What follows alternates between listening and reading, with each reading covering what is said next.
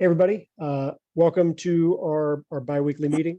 Tonight, we're going to talk about Bill Folt's going to lead a session on mesh points and pass coverage, mechanics, and things of that nature. So I'm going to turn it over to Bill here in a minute. I know there's some video involved, so if everybody wants to shut their cameras off so we can get the best possible video quality, I would recommend doing that. Otherwise, Bill, take it away. Good evening. Name's Bill Foltz. I normally work deep. Been working back judge for a few years. Have worked field side prior to that.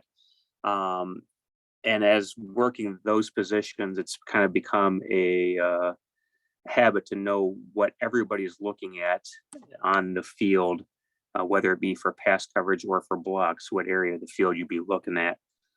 So first, just to make sure we're talking about the same things, there might be some terms that I would use that might not be universal to everyone for understanding where and what we should be looking at.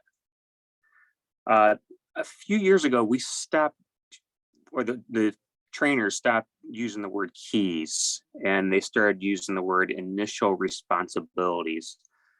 My impression was that they don't want us to be locked into that player, that we may be switching, we may be going to zone. It's not something we're not necessarily maybe watching throughout that entire down. About a few years also, we went to what we call a snapshot. So what we are using, and make sure your conference commissioner tells you what type of coverage you'd be using. Snapshot, it just means where the players are at or just after the snap. And I'll get into more details with that when we're dealing with motion, but it basically boils down to where we're initially looking at the snap. So that comes to, how are we treating motion? And does that motion create a bunch or a stack where we can let those players determine where we're going? If that player gets behind the tackle, we don't consider them part of the formation as far as pass coverage. We'll leave that to a line of scrimmage person to determine which area that's going to. If that player is going parallel to the line of scrimmage in their motion, they won't be threatened by either fouling or getting fouled initially, because they're going to be off the line of scrimmage and they're going to be moving away from whatever defender would be covering them. If a player is stationary and they are a wingback, we've used the term daylight, which basically means, can you see an area between the tackle's outside leg and the wingback's inside leg? Is there an area between that would help us determine, is that actually a player in the tackle box where we'd leave it to a line of scrimmage person initially, or is it some player that would be in the pass formation? So I've used a couple of terms here: stack, bunch, press, pinhead. Stack is when two players are lined up behind each other. You might have a player on the line of scrimmage and a player behind them. Bunch would be 3 or more players in the same. We could have quads. What that helps us with coverage is we let them declare. We don't have to lock on to that initial person, that just because that person's on the inside or the outside, that wouldn't be the initial responsibility. We let them move. That being said, there's opportunities for that player to be pressed, the player on the line of scrimmage, where a defender is up within 2 yards of him, ready to make contact. And what we've been calling that player is the pinhead. He's the head of that formation. He's the one that can foul or be fouled. So there might be multiple sets of eyes on that player at the snap. So if there is press coverage, initially you have to stay on that player. You don't have the luxury to look back and see read run or read pass or read any direction. There's no chance for that read to actually take place. You're actually just one-on-one initially because they could be fouled right away, or they could foul right away. If there's a chance that you might be switching to a different direction on the field, and we'll film on this, know where you would be going to know if that player is pressed, because you may need to read, okay, I have the tight end right now. He just blocked. Where am I going next for pass coverage? And know if I need to, how quickly you have to get over to that player. So initially I was going to call this presentation mesh points. That's the term they've been using when players have been coming together to cross, to engage, whether it's a defender with a receiver, or if it's two receivers crossing each other and potentially picking off a defender for their pass routes. This is the crux of this presentation, is when are we going to be switching those responsibilities? So another term I've used is free of foul, free of fouling. This just means the defender and the offensive player are no longer able to engage with each other and able to foul each other. That's all that really means. Have they separated? Has there been a gap between them and the running of a route? So when we do get in the red zone, things happen much quicker. You're going to be staying on your responsibility. That should be longer. What routes do you expect to see in the red zone? It's going to be quick. It's going to be slant. It's going to be fade, and it's going to be a pick.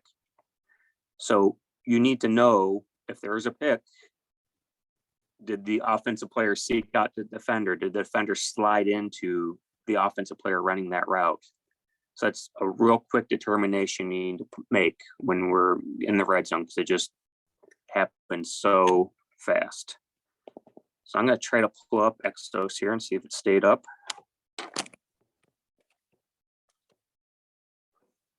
Any questions? Did I go too fast?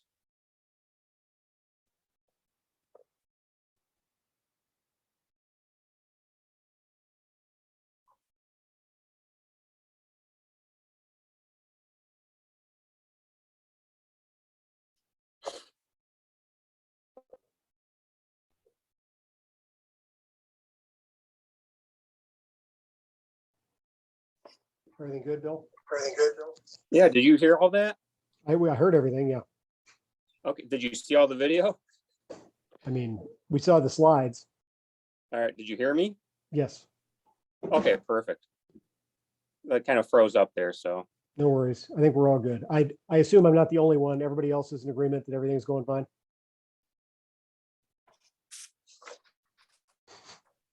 Yes, Good. it's going Thanks. good. All right, Bill. Perfect. All right, let me see if I could expand this.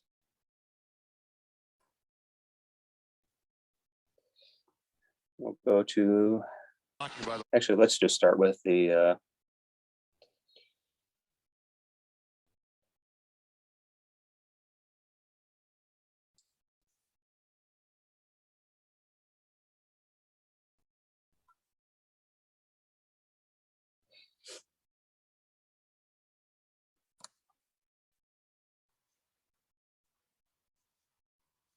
giving the Panthers great field position, giving.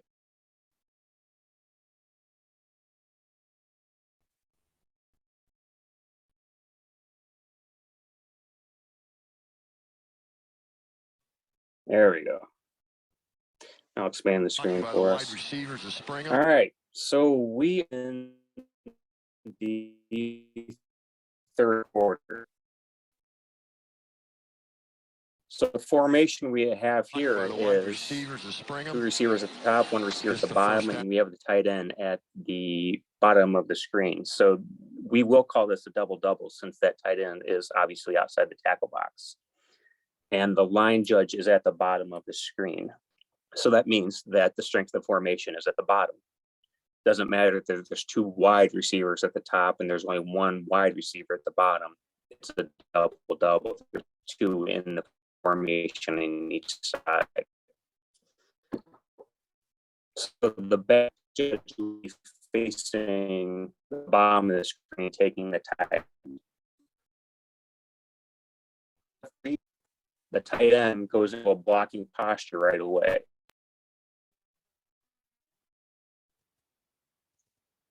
So that means the strength of formation has instantly changed to the top of the screen.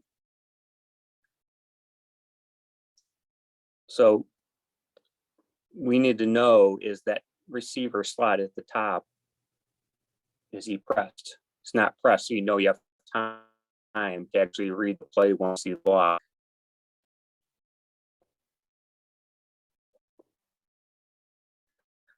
Only the receiver at the bottom.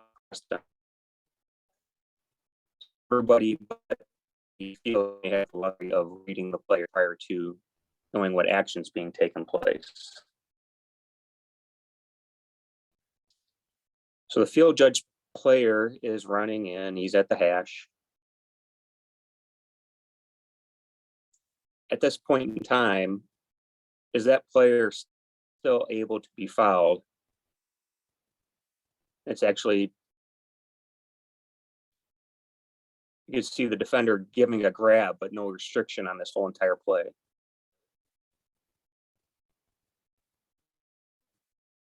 The slot receiver crosses and starts running towards the field judge, but he's not able to be fouled. That defender is a yard away from him. So this would be a great point in time where they would be switching. The back judge might take the field judge's player prior to giving up the player coming to his hash to the field judge's side.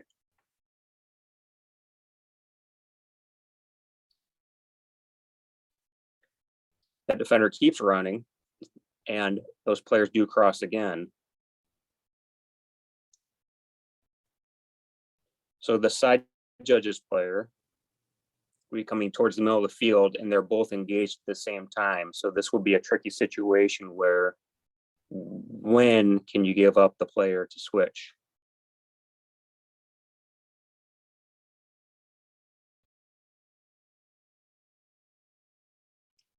So let's say the side judge's player comes down, he actually blocks his player right now, just hypothetically.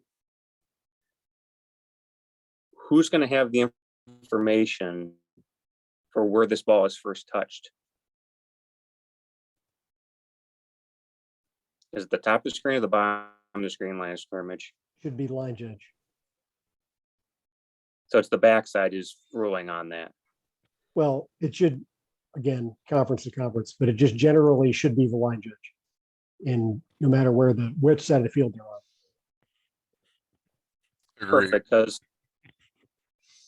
that's actually the line judge's initial responsibility, I assume. The back that comes out and catches the pass. Yep. Right at the line of scrimmage.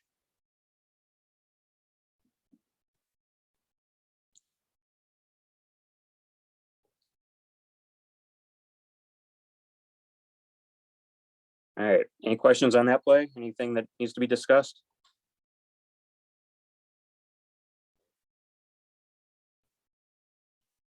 Brooks did a nice job on that. All right, we'll rewind this. So originally we had a double-double here, and this will be a good example of motioning into what we will call a bunch.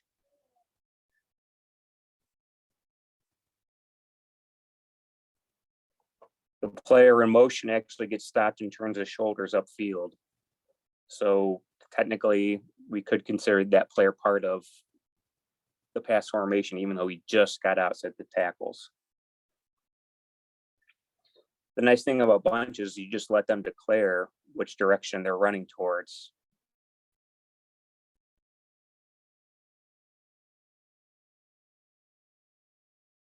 Because the third receiver actually stops in the chip.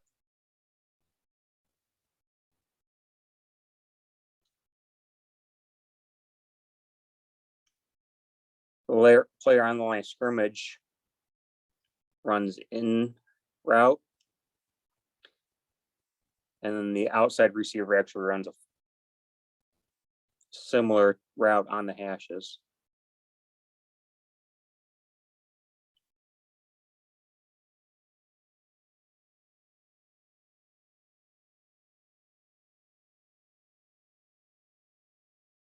So you can obviously see the action the defenders taking against the receivers. If they have a replay here, the all 30.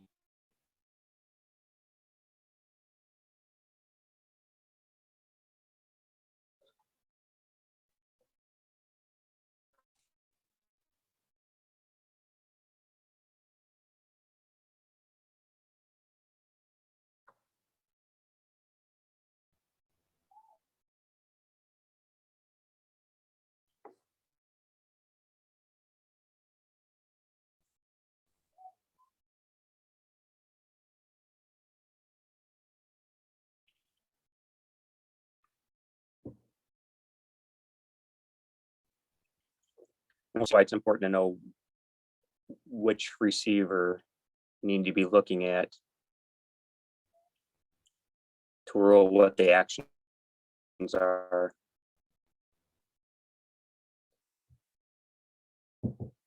And this is an interesting example of the new rule this year. Do we care where this ball is touched? Because obviously you can tell by the train wreck down there at the 38-yard line, there's actually two players being held.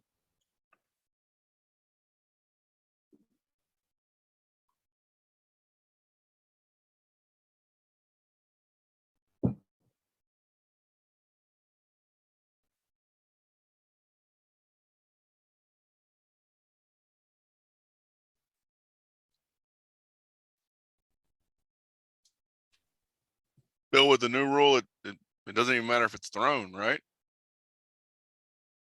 No, it doesn't matter at all. It's any defensive holding is automatic first down. Mhm.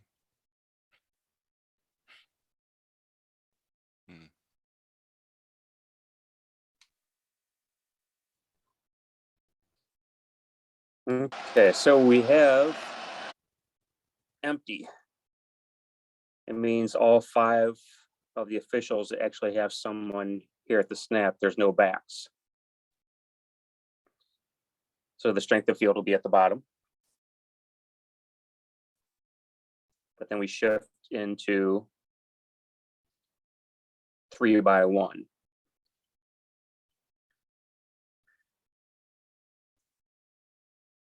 So we have a bunch here. And only the receiver on the line of scrimmage then is threatened to foul or be fouled.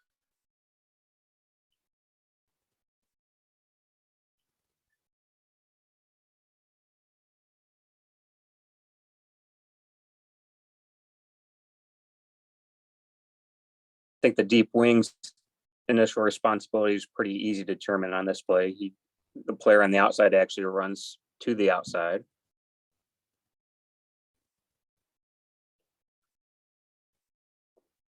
The player on the line of scrimmage cuts in.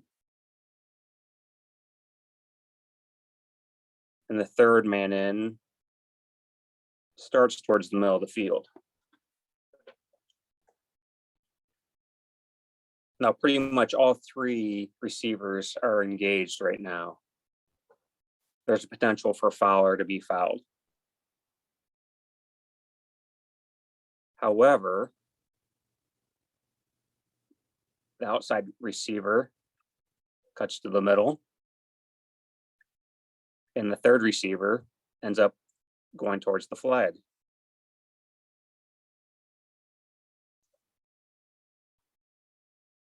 So this would be a tough play of where you're going to switch, because you will be switching on this play.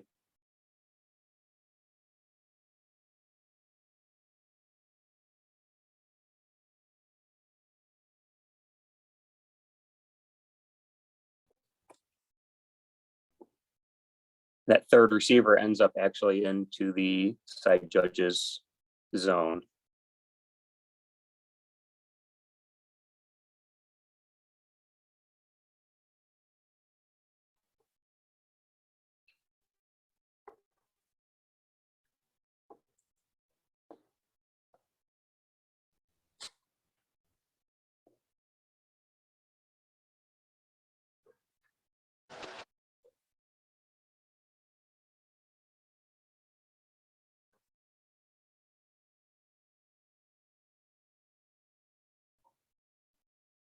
So it's tough here when we're switching.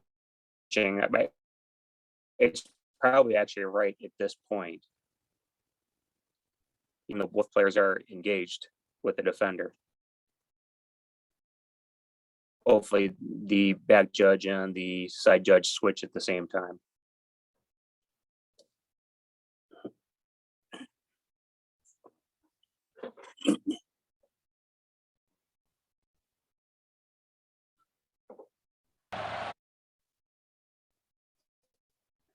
All right, we are in the second quarter. We have a double-double.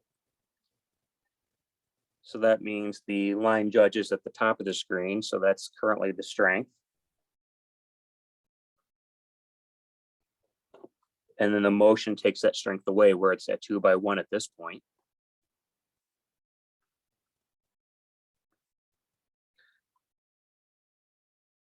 So this receiver stops his parallel motion and turns his shoulders upfield. So he's outside the tackle box. So we would be considering him part of the formation. So we're now gone from double-double to 3-by-1. And just watch how easy it is to have these players. They may be a yard apart, but just consider this a stack. No one's pressing either receiver. So if you potentially have one of these two as responsibility, call it a stack and let them declare.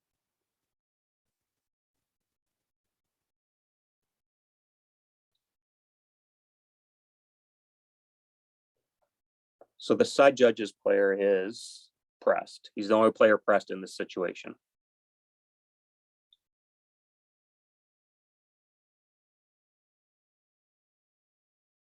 The defender takes a step back, allows the disengagement.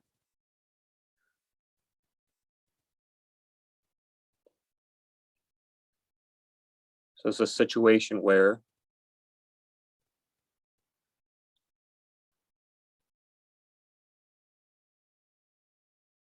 the line of scrimmage and the side judge would be switching keys. Is that correct?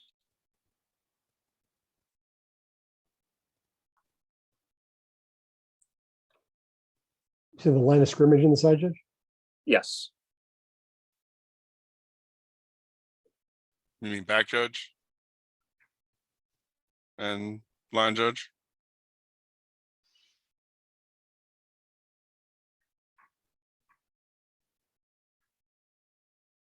Yes. Yeah. Yeah. I would definitely, in this play, I would be taking 3 comes out to me and 2 goes upfield. We should switch immediately. Back judge, last scrimmage.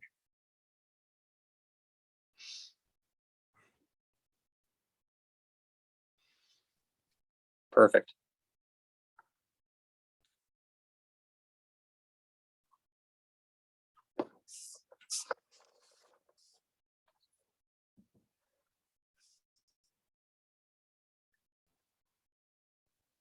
Offensive line this fall. Yeah. All right. Offensive. So we know here it's first half. We're a double-double.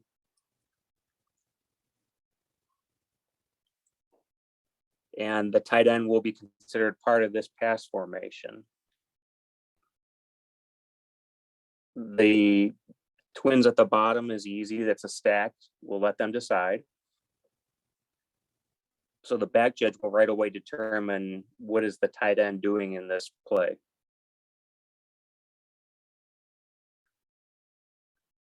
Immediately releases downfield for a pass.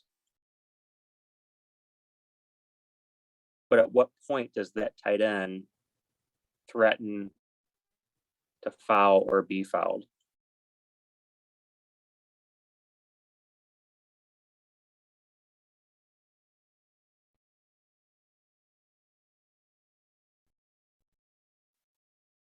At really no point in time until he runs all the way across the other side of the field to that hash.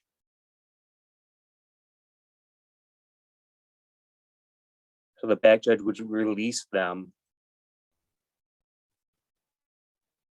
and take the second receiver at the bottom who runs inside post.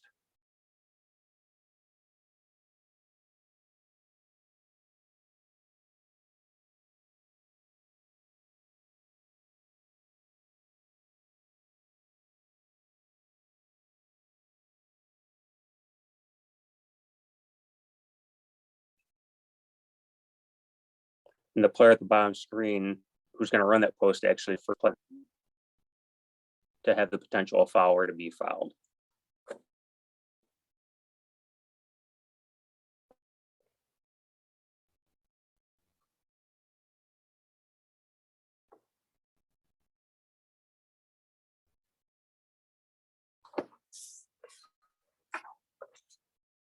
Let me go to play 7 here.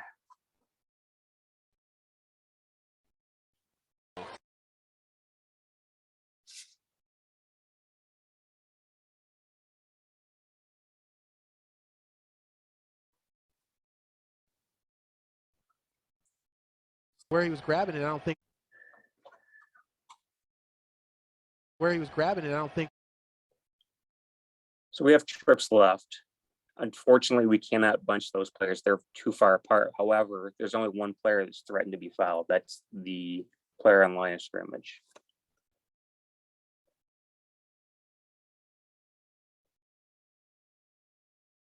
And that's initially going to be the back judge's key.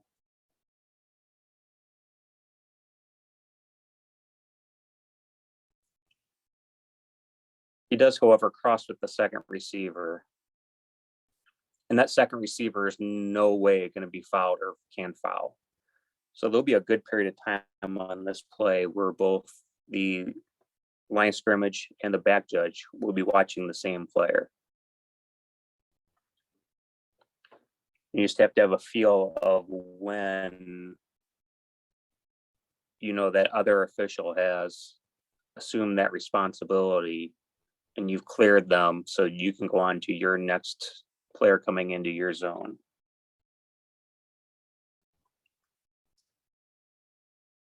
And I would say that's actually when you can determine that your defender has not been picked.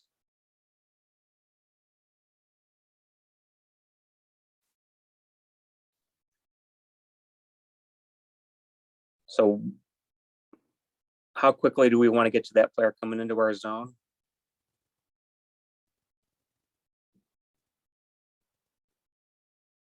You have a receiver running free and clear with a trailing defender.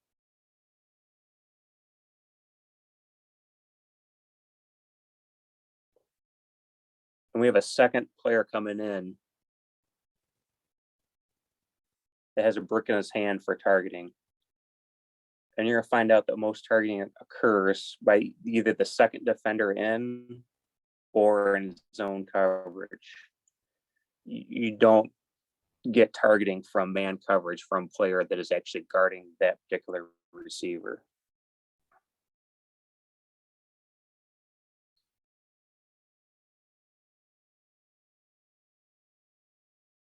So we've gone from a player beat to an underthrown ball, an interception, a second player in avoiding that receiver for targeting, to reverse mechanics.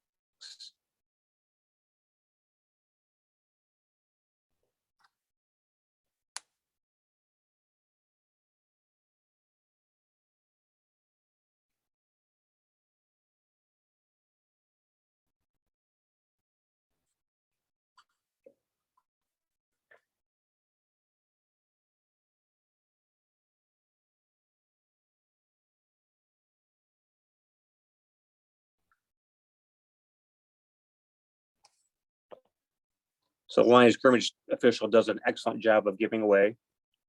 Actually, they both do.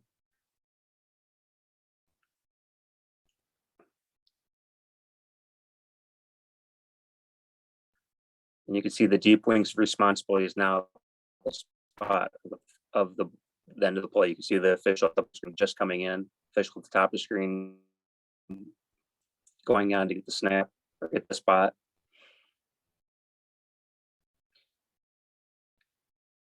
And line of scrimmage, you're now the deep wing on this turnover.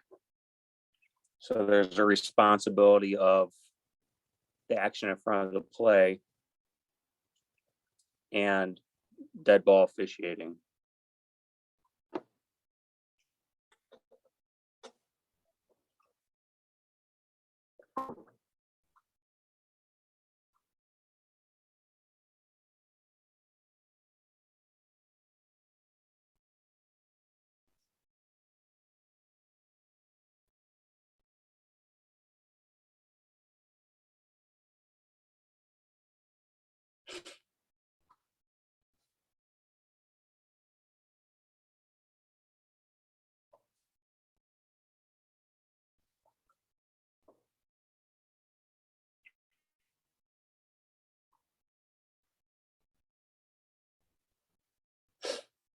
Giving the Panthers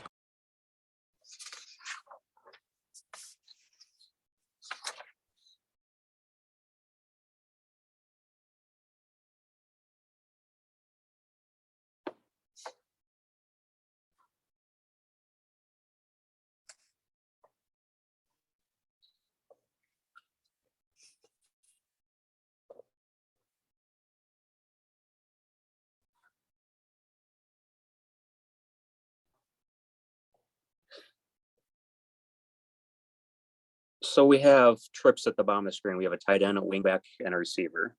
However, and again, do what your conference tells you to do. When we have trips with a tight end, we're automatically giving that player to the line of scrimmage. At the snap, the line of scrimmage is watching the tight end. So technically, the back judge would have the wingback in the formation. However, that's almost a stack, and the defender off of that wingback is 3 yards. It's a great possibility that the back judge and the line of scrimmage should be both watching that tight end. Almost consider that a pinhead on a stack to foul or be fouled.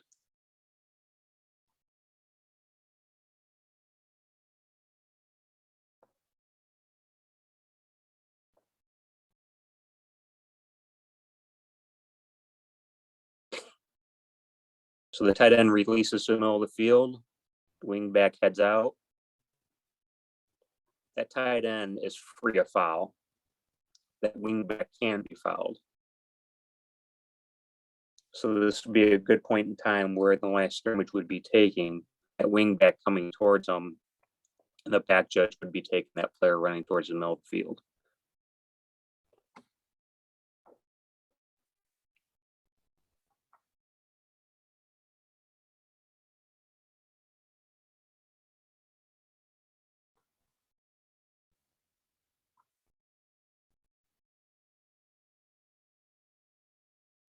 Indiana. So we have trips at the top.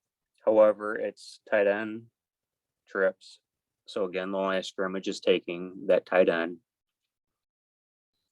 We're in the first half, first quarter. So with line judge at the top of the screen, field judge will be taking that receiver at the top. Back judge will be taking the player at the hash.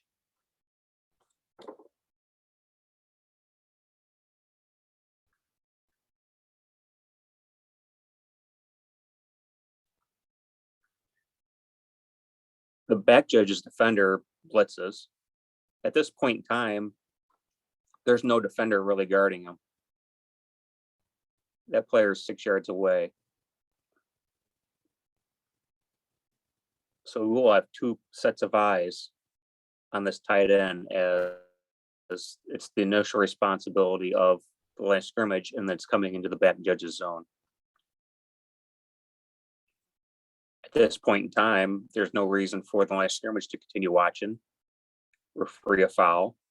They could take that player at the 16-yard line, breaking towards the sideline, and the back judge will have this player running down the middle of the field.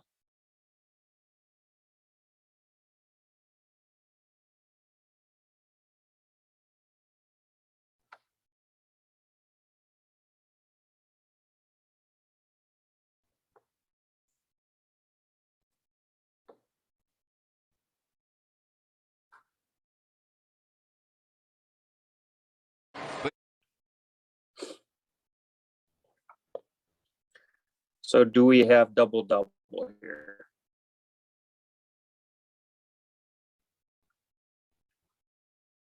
What we referred to before is there daylight between that tackle's legs and the wingback's legs?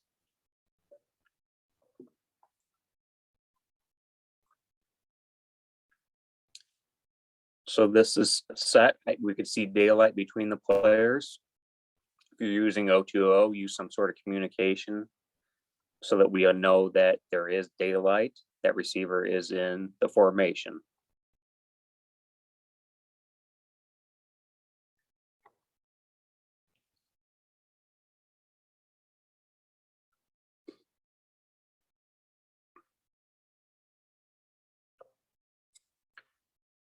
So for bubble screens,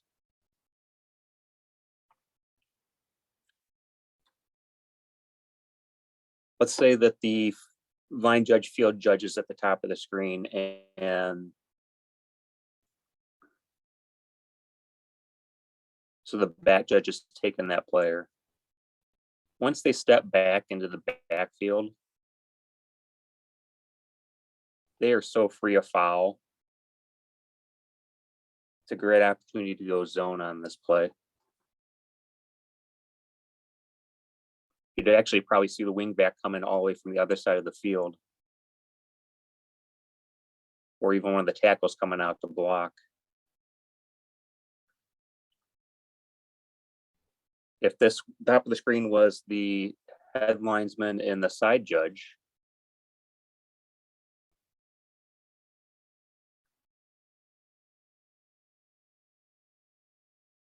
there'd be no switching on the play.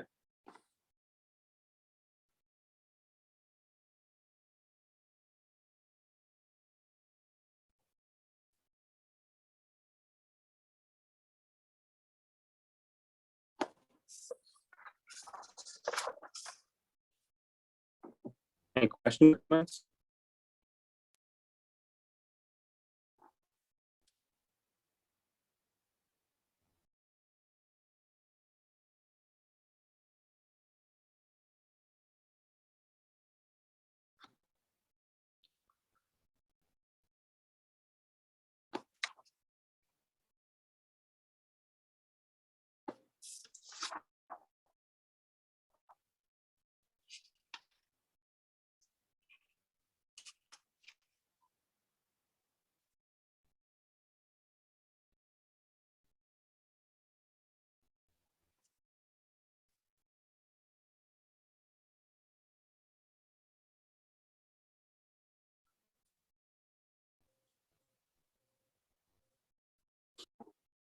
Giving the we've gone Panthers great field from position, and they just could trips not do anything with it, and that could come back to bite them in this game. to a wing back who's set up outside the tackles, we've technically gone to a double-double. Game.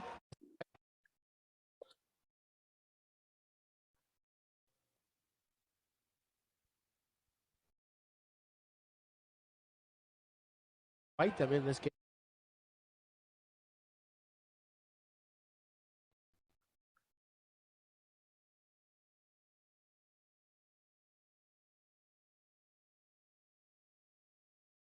So we're snapping from a big line, bubble screen. You need to get information of whether or not that was touched at or on, or actually at or behind the line of scrimmage. Would there be any switching on this play at the bottom of the screen?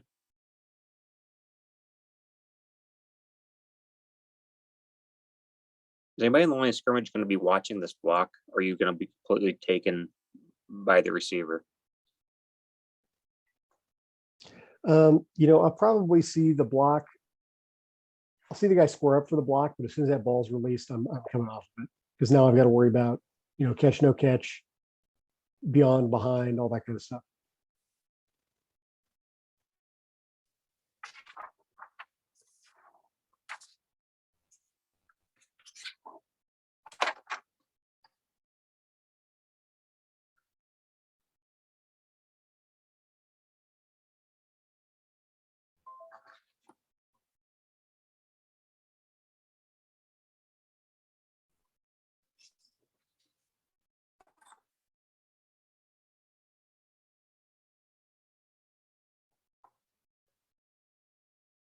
And then a 50-yard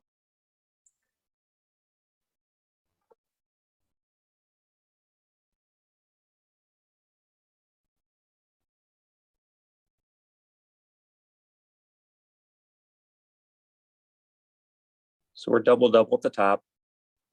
First quarter, so that's line judge.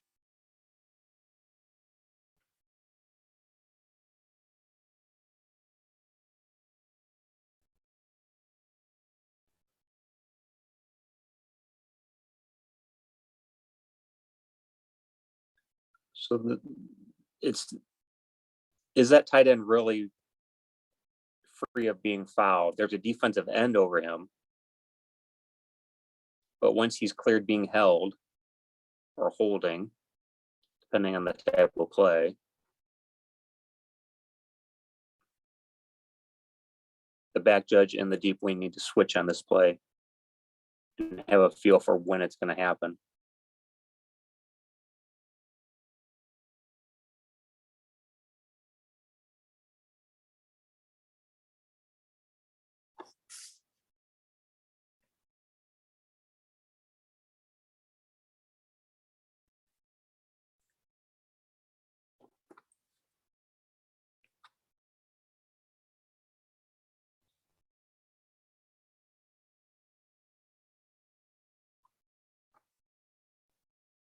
In this past spring.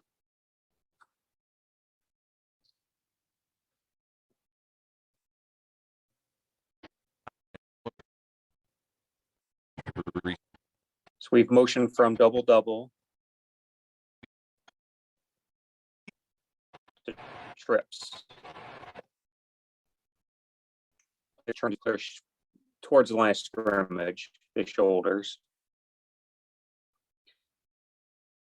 And whether or not he's gotten outside that tackle box could be, see the line of scrimmage player official looking to see if he can determine that.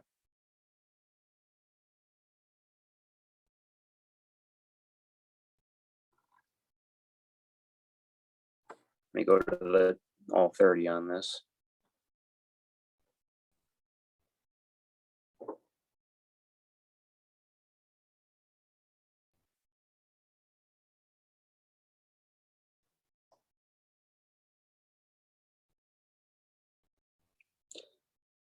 So can we call this a bunch? Are they close enough? What's helpful is that receiver on the line of scrimmage is not pressed. There's no threat to him. We can pretty much let these players declare by their actions when they're out. So who is going to be taking the players?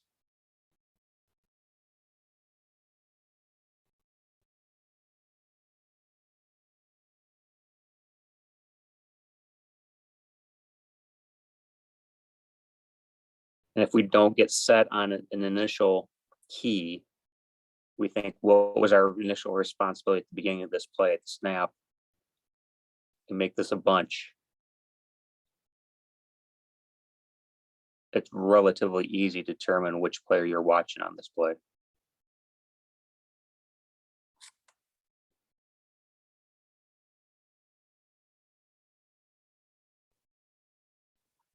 NFL looks.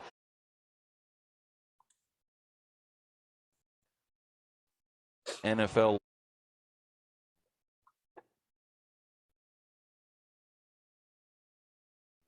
So we have a trips here and we have a tight end, but he's not in a tight end formation. He is standing. So this is not a tight trips where the line of scrimmage would automatically take that player. But just in the previous play, there's no threat to any of these three receivers. We can let them declare. If you do that, it'll be much more fluid with who's taking what responsibility.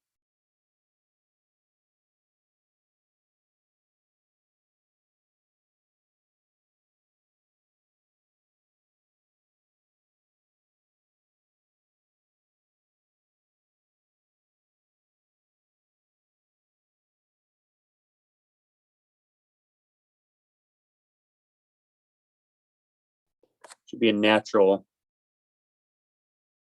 where eyes are going. It looks like the line of scrimmage ends up taking the player that was third in.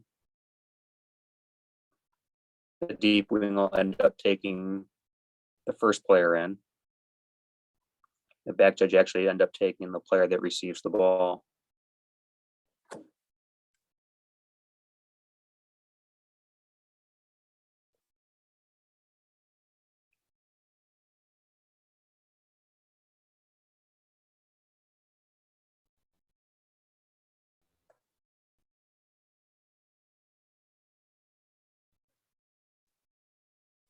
And a shifted momentum in Southern North. Yeah, one more play here. And a shifted momentum. So beginning of the play, we're in trips. No one's pressed. We have motioned into that wing back is actually outside the tight end. So we actually have a double first half. Line judges at the top of the screen. So it's important to know you have a tight end and a wing back at the top. If either of those players block, they're your responsibility. What is your next threat that you'll be watching? So if there's action at the bottom of the screen, even though the top of the screen is the strong side of the double, where are you going to be looking next?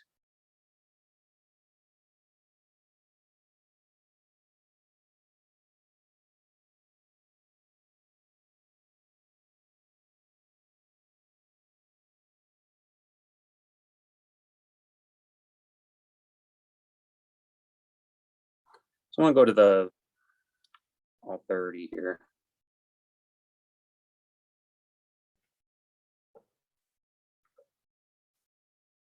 Do we like the line of scrimmage mechanics on this play?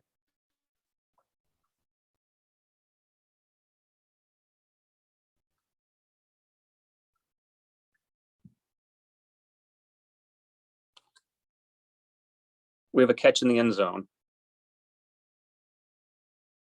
Is that the proper mechanic?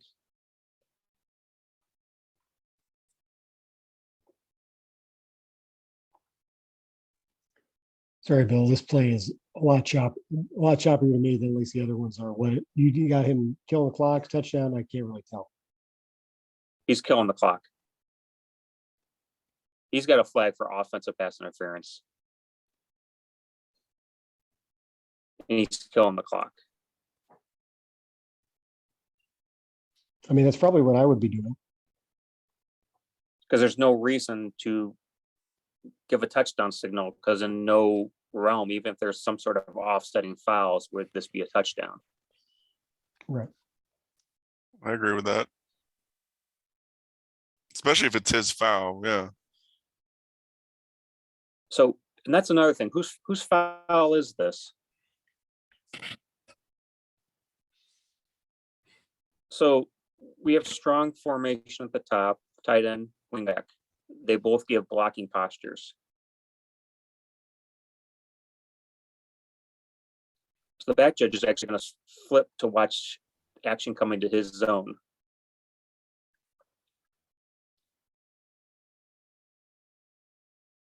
So it's the side judge's player who does the blocking downfield. It's the line of scrimmage player, defender, who gets fouled.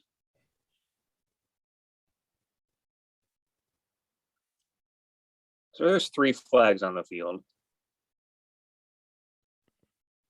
I've always thought it was the primary initial responsibility official is the one that should report the foul to the referee. You don't need all 3 of you going to talk to the referee about foul. Come together, talk about what you have. One, report the foul to the referee.